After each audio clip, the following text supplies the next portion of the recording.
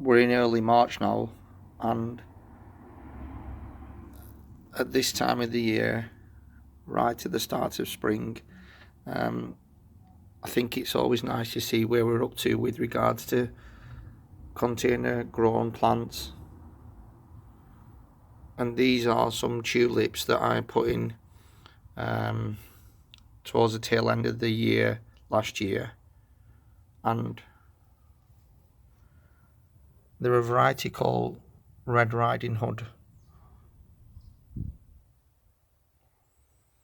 I've not grown flowers much in the past, but I thought I'd have a go at trying to add a bit of variety to my garden, and I've started off with focusing on containers. This is what it looks like. So we'll do a trial of this and see if we can build on it in the future and add more varieties of tulips. But this is Red Riding Hood. When I did plant it, usual rule of thumb, about 10 centimeters in, and ideally about 10 centimeters apart, and then you just leave it up to nature. Then I've got quite a few other container pots in the front of the house. Let's have a look at that.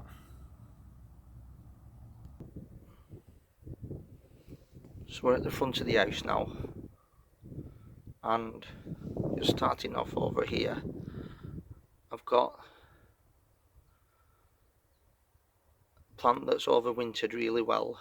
I cut it back a little bit, but tried to maintain that bushy form.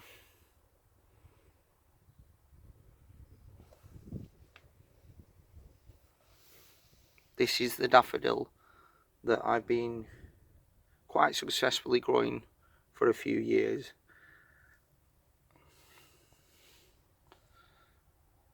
Daffodils are something that I think are pretty easy to grow if you're not that confident in growing flowers. But like I said with the tulip bulbs, just plant them in containers or in the ground.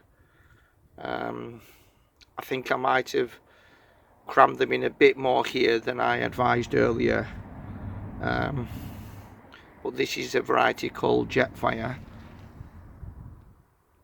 and it's not a type that will grow too tall.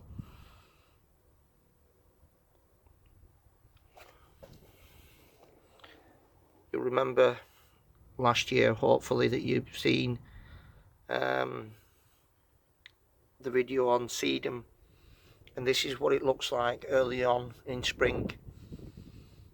It's actually really attractive when there's been a bit of snow, because you can see these little clumps amongst the snow.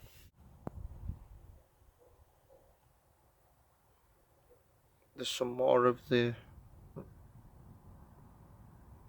Red Riding Hood tulips, and what I did here was I multi-layered the daffodils amongst the tulips, and hopefully you can see that there are slightly different stages. The daffodils are just about to flower. In this larger container I have fern, and you'll see that it's not started to unfold yet, but it will do soon.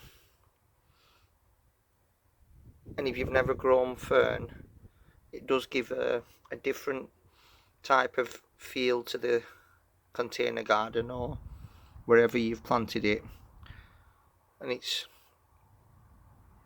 got much more interest than you'd think at first with regards to its leaves and foliage generally. And this is one of my favourite plants. It's the Fuchsia. I did a video on this a while back, how to take care of your hardy fuchsia. but it's always impressive how within the space of a few months this will be absolutely abundant with flowers. This is more of the Jetfire daffodils that I was telling you about earlier, and this is what it looks like when all goes to plan. Oh, and while I'm here, this particular plant is a hydrangea.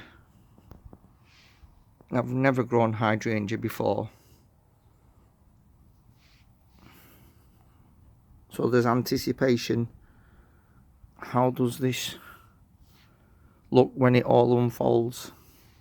I've put it on a north side of the house because I read that it doesn't like a great deal of sunshine, but obviously it's one of these plants that would benefit with some dapple shade.